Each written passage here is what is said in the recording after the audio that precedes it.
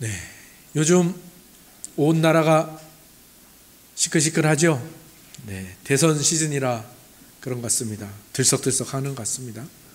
후보자 토론에 대해서 막 사람들이 이야기하고, 뭐 여론조사에 대해서 판세가 어떠니, 또 누군가는 단일화를 하니 마니, 막 이런 뉴스와 소식들이 막 TV, 인터넷 가득 채우고요. 우리 귀에도 듣고 싶지 않아도 들려지는 그런 뉴스로 우리에게 시끌시끌 들려지는 것 같습니다.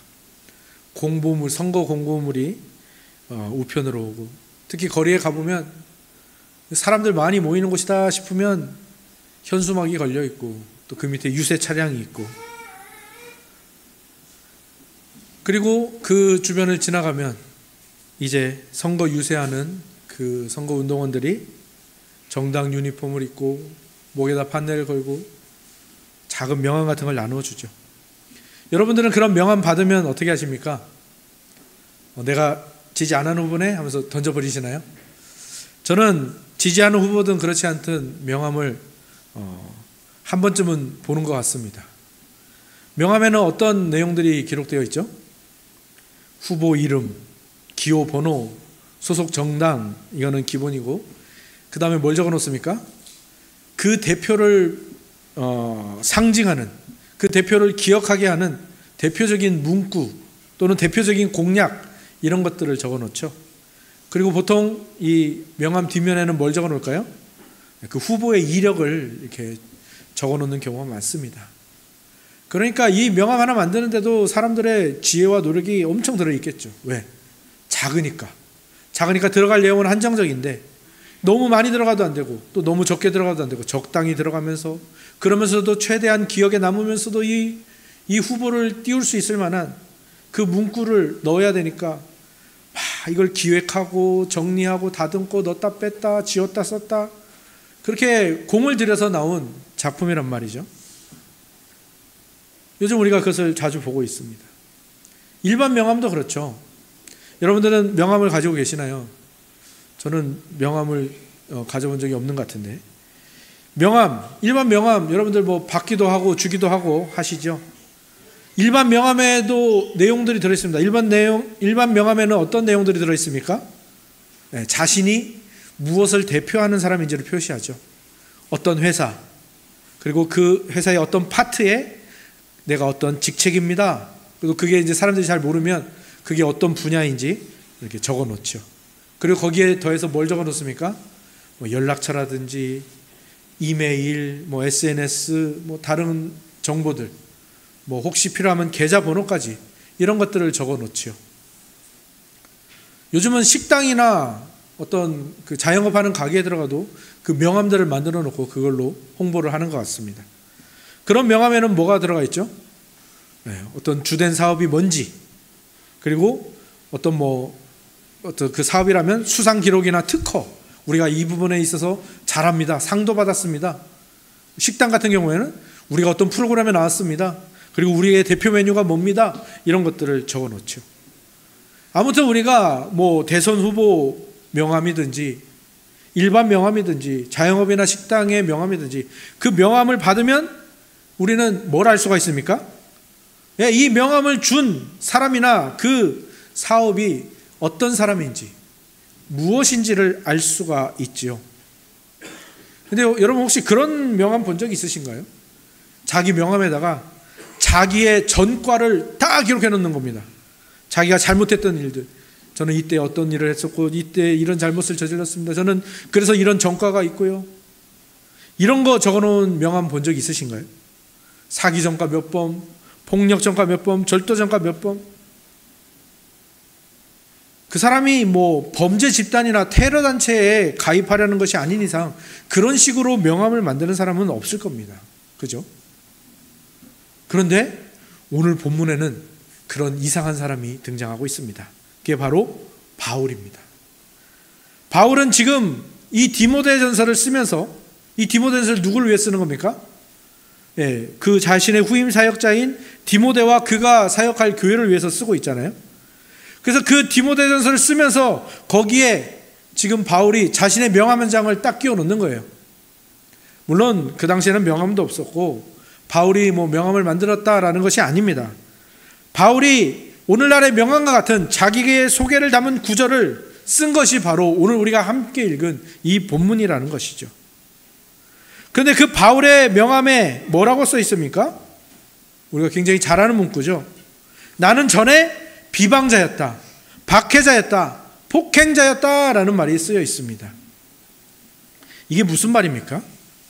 바울이 비방, 하나님의 교회를 비방하는 자였고, 하나님의 교회와 신자들을 박해하는 자였고, 폭행자였다. 내가 신자들을 때리고 죽이고 감옥에 잡아놓고, 특히 내가 그 초대교회의 7집사 중에 한 명인 스데반을 죽였다라는 이거를 지금 명함에다 써놓은 거예요. 그러면 지금 바울은 자기가 내가 이렇게 겸손한 사람이다라는 것을 그렇게 밝히고 싶어서 그걸 써놓은 걸까요? 아니면 내가 어렸을 때 좀 놀았습니다. 제가 좀 거칠게 살았죠. 제가 한가닥 한 사람입니다. 그걸 써놓은 걸까요? 아니죠. 그 뒤에 나오는 보면 바울이 어떤 표현까지 씁니까? 내가 죄인 중에 괴수다라는 말을 쓰잖아요. 이 말은 무슨 말입니까? 괴수? 괴수는 수괴, 그 어떤 범죄에 있어서 그 범죄의 우두머리, 그 범죄를 기획하고 실행하는 총책임자. 그러니까 그 죄가 걸려서 만약에 그 이제 재판을 받고 어떤 그 형을 언도를 받으면 가장 많은 형량을 받게 되고 가장 무거운 형벌을 받게 되는 사람이라는 거죠. 그러니까 이 범죄에 있어서는 바울이 뭐라고 하는 거예요? 이 범죄, 이 교회를 핍박하는 범죄에서는 나를 따라올 자가 없다라는 것을 지금 말하고 있고요. 그게 적혀 있는 게 바울의 명함인 겁니다. 그리고 바울이 지금 이 이상한 명함을 누구에게 주고 있다고요? 그렇습니다. 바울이 아들처럼 사랑하는 자신의 제자, 자신의 사역을 맡긴 후임 사역자, 그런데 자기가 어려서, 너무 어려서 이 사역을 감당할 수 있을까 고민하고 있는 그 어린 디모데, 자신의 아들과 같은 3세대 사역자에게 이 명함을 주고 있는 겁니다. 근데 생각해 보십시오.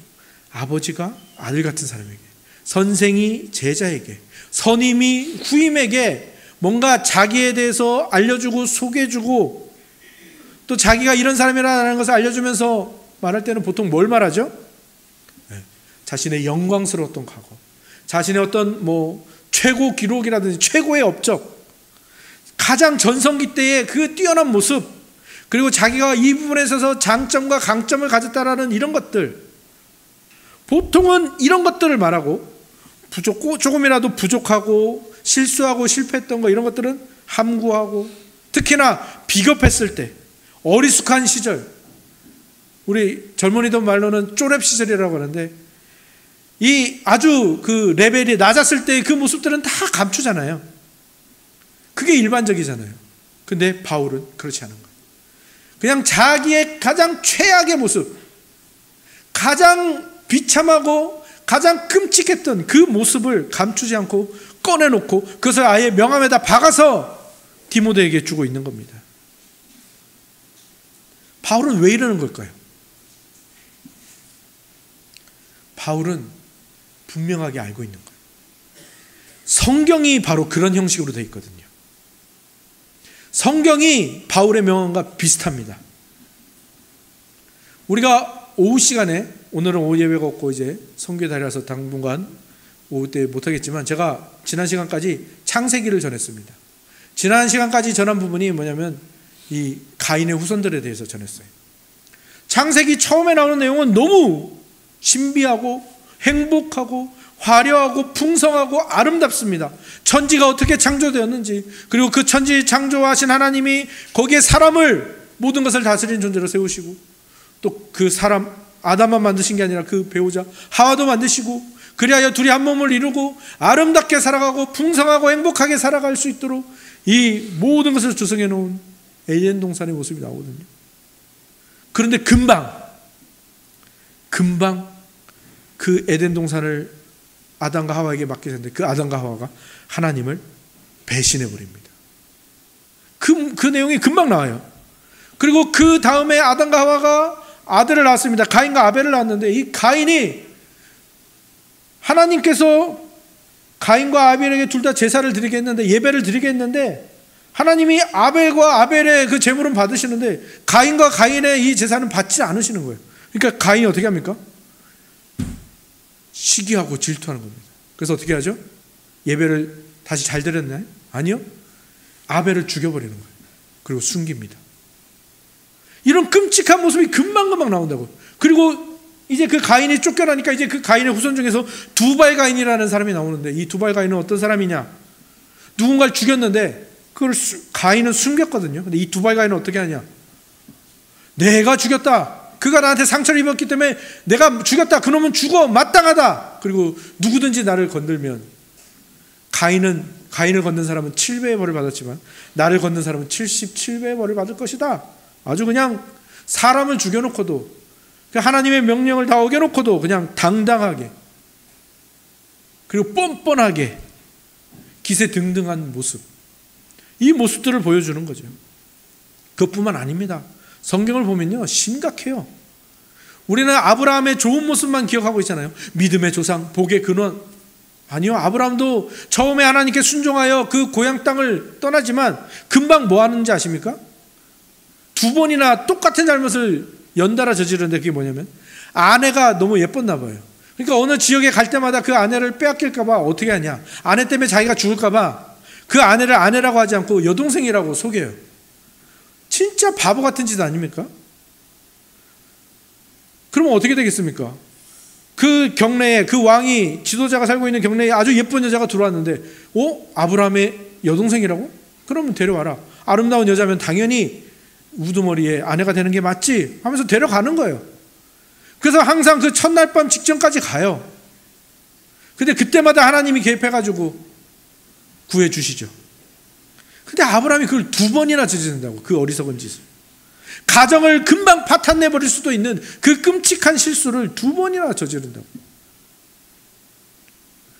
그리고 이 아브라함의 손주죠, 야곱은 어땠습니까? 그 형의 장자권과 축복권을 빼앗기 위해서 온갖 거짓말과 이 사기의 모든 기술을 다해서 그걸 빼앗죠. 그리고 헤매고 다니죠. 그 아들들은 어땠습니까? 아들들은 더 심합니다.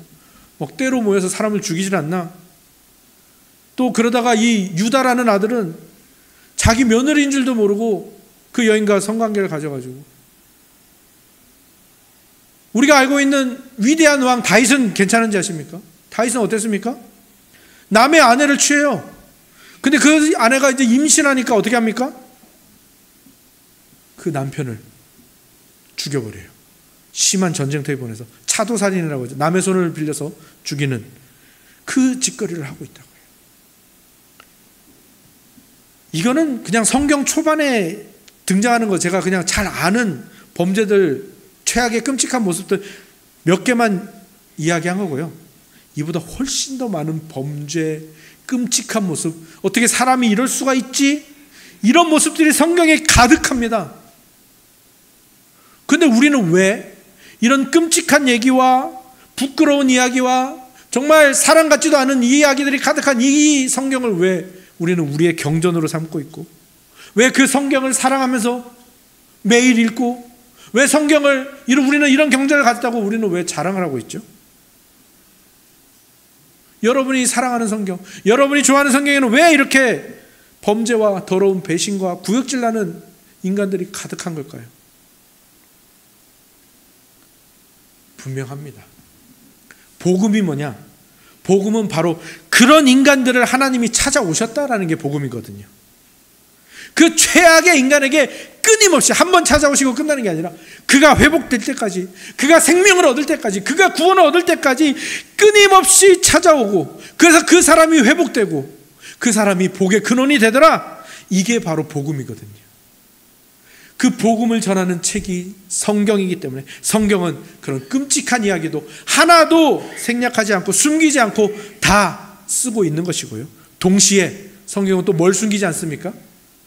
그런 죄인이 하나님의 은혜로 살게 되었고 의인이 되었다라는 것을 감추지 않는 겁니다. 지금 바울이 이 명함을 디모데에게 내미는 이유, 바로 이 복음을 전하고 싶은 거예요. 그리고 이 복음의 깊은 것을 이 어린 사역자 디모데가 알기를 원하는 겁니다. 지금 디모데는 뭐 때문에 걱정하고 있다고요? 자기가 너무 어리고 경험도 없고 미숙한데 내가 이 에베소 교회를 잘 감당할 수 있을까? 이것 때문에 고민하고 있다고 했잖아요. 근데 바울은 말하는 거예요.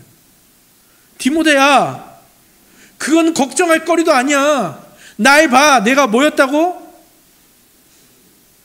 내가 비방자, 박해자, 폭행자였다고. 너는 교회를 잘 못 다스릴까 봐 걱정하고 있지. 나는 교회를 핍박하고 교회를 죽이고 스데반 집사를 죽인 사람이었다고.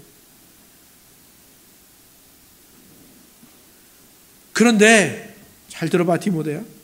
내가 그 어두운 과거에 살고 있을 때 나는 그게 하나님을 위하는 일인 줄 알았고 내가 열심을 다해서 내 안에 정말 좋은 것들을 가득 채우는 줄 알고 있었단 말이에요. 그렇게 어리석은 자였는데 그때 예수님이 나에게 빛으로 찾아오셨어. 해보다 더 밝은 빛으로 예수님이 찾아오셔서 내 눈이 멀어버린 적이 있단다. 근데 예수님이 날 찾아오신 정도가 아니야. 예수님은 내가 교회와 신자들과 기독교의 원수로 살았던 것을 아는데 나를 그 복음을 전하는 일꾼으로 삼으시겠다고 찾아오신 거예요. 내가 주님을 믿지도 않는데 주님은 나를 먼저 믿어주셨고, 내가 주님을 찾지도 않았는데 주님은 나를 찾아오셨고, 내가 주님을 인정하기도 전에 주님이 나를 인정해 주셨다니까. 그러면서 나에게 놀라운 사랑과 은혜를 계속해서 베풀어 주시더라니까. 그러니까 디모데야, 네가 도대체 뭘 걱정하는 거야? 넌 걱정하지 않아도 될 것을 걱정하고 있는 거야. 그래도 디모데가 그 의문이 다 풀리지 않겠죠. 그래도요, 바울 선생님, 그래도 어려운걸요. 제가 이 직분을 어떻게 감당해요? 바울이 계속해서 이야기하는 거예요. 디모데야, 나의 나 된 것은 내가 한 게 아니라니까. 오직 하나님의 은혜로 된 거라니까.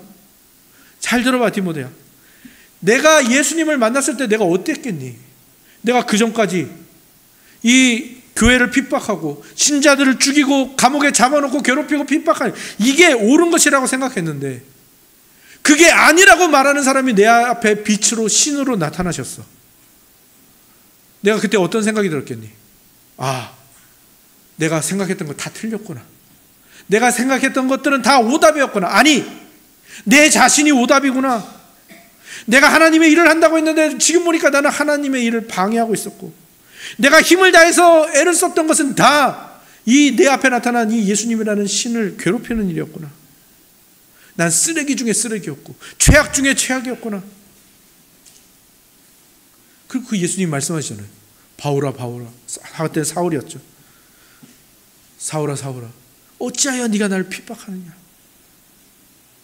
그러니까 바울이 깨달은 거예요. 그 예수님이 나타나셨을 때, 아, 나는 뭘 많은 걸 담은 귀한 보배 항아리인 줄 알았는데 아니구나. 나는 밑바닥이 깨져서 밑빠진 독으로서 아무것도 담을 수 없는 존재구나라는 걸 깨달은 거예요. 근데 바울이 거기서 더 놀라운 걸 깨닫고 그걸 지금 디모데에게 전하는 겁니다. 바울이 뭘 깨달은 겁니까? 디모데야, 잘 들어봐. 디모데야, 난 밑빠진 독이라는 것을 예수님을 만나고 발견했거든. 그런데 예수님이 얼마나 놀라우신 분인가 하면, 그 예수님의 은혜가 얼마나 놀라운가 하면, 그 예수님의 은혜는 그 밑빠진 독도 사용할 수 있게 하시더라.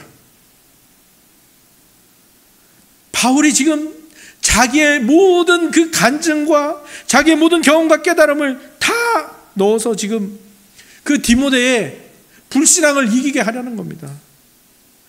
하나님이 어떤 분인가, 예수님이 어떤 분인가, 상한 갈대를 꺾지 않는 분이고 꺼져가는 등불을 끄지 않는 분이고 오히려 그 상한 갈대를 사용하셔서 치유하시는 분이고 꺼져가는 등불을 사용하셔서 이 세상에 빛을 비추시는 분이라는 것을 바울이 그 깨달은 자신의 무지와 불신앙, 그 모습을 보라는 겁니다.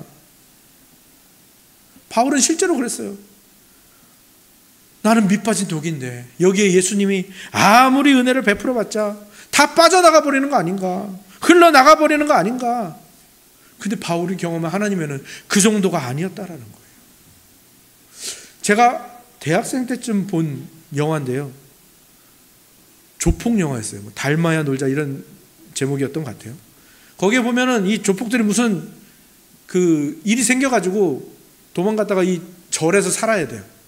절에서 스님처럼 살아가는데 다른 스님들이 이제 뿔이 난 거죠. 나가라. 그래서 맨날 싸우는 거예요. 그런데 싸워도 이제 계속 싸우니까 주지 스님이 문제를 내는 거예요. 여기 밑 빠진 항아리가 있는데 너희 둘 중에서 빨리 채우는 쪽이 그 이기는 사람 말대로 하자. 그러니까 이제 이 스님들도 하고 뭐 이 조폭들도 막 물을 채워요. 근데 아무리 채워도 됩니까? 뭘로 막아도 물이 빠져나가는 속도가 채우는 속도보다 훨씬 더 빠른 거예요. 안 돼요. 온갖 걸로 해도 안 되고 뭐 어떤 수를 써도 안 되는 거예요. 될 것 같았는데도 안 돼요. 그러다가 이제 제한 시간이 다 돼가죠. 제한 시간이 다 돼갈 때쯤 몇 초 안 남았는데 이 조폭 두몽이 갑자기 뭔가 생각이 난 거예요. 그래서 어떻게 하냐면 이 독을 그 절에 있는 연못에다 탁 던져버립니다. 그러니까 어떻게 될까요? 독이 연못에 가라앉으면서 어떻게 되는 겁니까? 독 안에 물이 가득 차게 된 거예요. 하나님의 은혜가 이와 같다라는 겁니다. 지금 바울이 말하는 하나님의 디모데야, 나는 내가 밑빠진 독이어서 예수님이 아무리 내게 은혜를 부어두고 채우셔도 안 채워질 거라고, 다 흘러나가 빠질 거라고 생각했거든. 그런데 그게 내 착각이었다. 하나님은 밑빠진 독을 채우시는 정도의 분이 아니라 밑빠진 독을 하나님의 은혜의 바다에 잠기게 하시는 분이다라는 것을 말하고 있는 겁니다. 그리고 바울이 말하는 거예요. 그렇게 내가 하나님의 은혜의 바다에 잠기고 나니까 내 안에서 모든 것이 나가더라. 내가 다 변하고 내 안에서 복음이 나가고 내가 전하는 복음을 통해서 교회가 세워지고 주님의 은혜는 그 정도의 힘이 있는 거더라. 모든 시간과 모든 공간을 다 잠기게 할 만큼 위대하고 크고 강한 것이더라. 지금 바울이 그걸 말하는 겁니다. 바울이 말하는 거예요. 내가 이 모든 사역을 감당할 수 있는, 내가 원래 능력이 뛰어나거나 내가 뭘 가져서가 아니야. 하나님의 은혜에 내가 늘 잠겨 있으니까 나에게서 계속 하나님의 은혜가 흘러가더라. 예수님 만나기 전에 내가 예수님 만나기 전에는 밑빠진 독이어서 내가 어떤 노력을 하고 어떤 좋은 일을 해도 그게 다 남을 죽이고 정죄하고 핍박하고 박해하는 일밖에 안 됐는데 예수님의 은혜로 밑빠진 독인 자기가 하나님의 은혜의 바다에 잠기니까 나에게서 나가는 게 다 은혜밖에 안 나가더라. 복음밖에 안 나가더라. 디모데야, 너도 그런 거야. 너의 위치가 거기고 네가 받은 복이 바로 그거고 네가 전하는 복음이 바로 그거야. 네가 항상 은혜 속에 있다라는 거. 바울은 지금 그 모든 것을 담은 한마디 말. 내가 전에는 옛날 성경에서 회방자, 핍박자, 포행자였지만 이제는 아니다라는 거예요. 15절을 보시겠습니다. 15절 같이 한번 읽어보겠습니다. 15절 같이 한번 읽겠습니다. 시작. 미쁘다 모든 사람이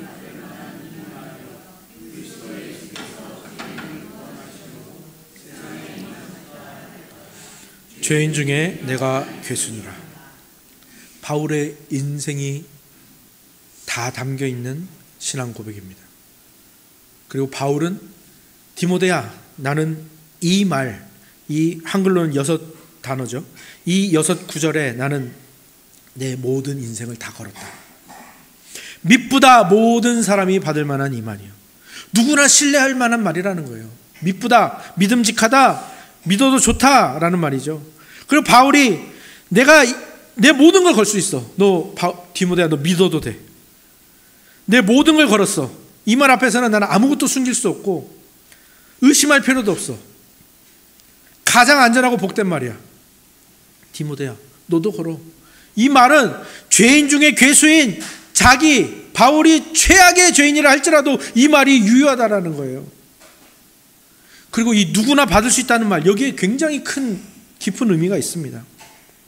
예수님의 기적을 한번 생각해 보십시오. 특히 오병이어의 기적 한번 생각해 보세요. 예수님이 들판에서 사람들에게 말씀을 전하십니다. 식사 때가 몇 끼가 지났어요. 사람들이 다 배가 고픕니다. 꼬르륵 소리가 진동을 합니다. 그때 예수님이 제자들에게 말해요. 너희들이 먹을 걸 줘라. 예수님, 그렇게 말은 안 했지만 거의 뭐 미쳤습니까? 이 정도인 거예요. 제정신입니까? 이 정도로 말하는 거죠. 몇백 데나리온이 있어도 다 못 먹입니다. 예수님이 말씀하세요. 너희 중에 먹을 것이 있느냐? 제자들이 찾아보니까 있어요. 보리떡 5개와 물고기 2마리. 근데 그거 가져오면서도 제자들이 뭐라고 하면 이것뿐입니다. 이것이 이 많은 사람에게 얼마나 되겠습니까? 불신앙의 말이 가득하죠. 그때 예수님이 축사하시고 떡과 물고기를 떼어서 나눠주십니다. 그러니까 어떻게 됐습니까? 모든 사람이 다 먹고도 남았습니다. 12광주리가 남았고 12바구니가 남았고 7광주리가 남았죠.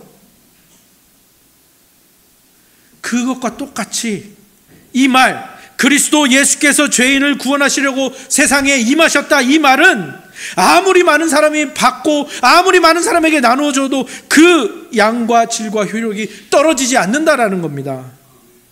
이 말은요, 온 우주 공간, 여러분이 관측할 수 있는 우주와 관측할 수 없는 우주가 있거든요. 그 모든 우주 공간을 다 채우고도 남는 말이에요. 여러분이 알고 있는 모든 시간을 다 합쳐고 곱해도 그것보다 더 긴 말입니다. 그리고 여러분이 알고 있는 모든 무게를 다 합친 그 무게보다 무거운 말이고요. 여러분이 알고 있는 가격과 모든 가치를 다 더한 그것보다 훨씬 더 가치 있는 말이 바로 이겁니다. 그리스도 예수께서 죄인을 구원하시려고 세상에 임하셨다. 이 세상의 모든 가치, 이 세상의 모든 무게, 이 세상의 모든 깊이와 크기, 이것이 6 단어에 다 들어있다라는 이 사실이 믿어지십니까? 이게 바울의 고백입니다. 그리고 디모데에게 남겨주는 유산이죠. 그리스도 예수께서 죄인들을 구원하시려고 세상에 오셨다. 하나님이신 예수님이 밑빠진 독인 바울 자신을 위해서 이 땅에 오셨단 말입니다. 그리고 은혜를 베푸셔서 고치시고 회복시켜서 이제 은혜를 채우셔가지고 은혜를 흘려보내는 사람이 되게 하기 위해서 우리와 같은 몸을 입고 이 땅에 오셨다라는 거죠. 예수님이 왜 이 낮은 곳에 오셨다고요? 왜 우리가 그 낮은 곳에 비참하게 있으니까 예수님이 오셨어요. 그래서 내가 거기 있으니까 오셨고 나를 고치시고, 그래서 어떤 일이 일어나는 겁니까? 예수님이 오셔서 예수님을 배반했던 자를 안아주시고, 예수님을 욕했던 자를 높여주시고, 예수님을 죽이려 했던 자를 살려주시고, 예수님의 이름을 더럽힌 자를 영광스럽게 하시는 거예요. 바울은 이것에, 이 복음 전하는 일에, 이 6 단어에 자신의 인생을 걸은 거예요. 디모데야, 바로 이 6 단어가 내가 사나 죽으나 나의 유일한 위로다. 내가 너에게 남겨줄 수 있는 유일한 유산이다.